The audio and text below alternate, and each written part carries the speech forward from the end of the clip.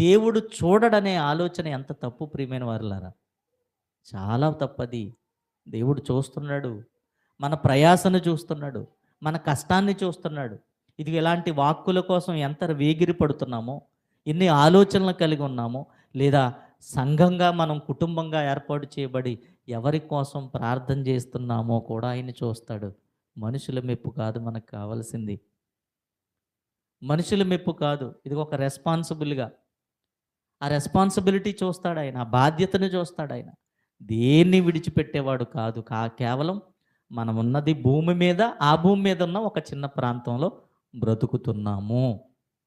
మనమెందుకు దేవుడికి కనబడమండి? ఎంత చిన్నవాడినైనా దేవుడు చూస్తాడు.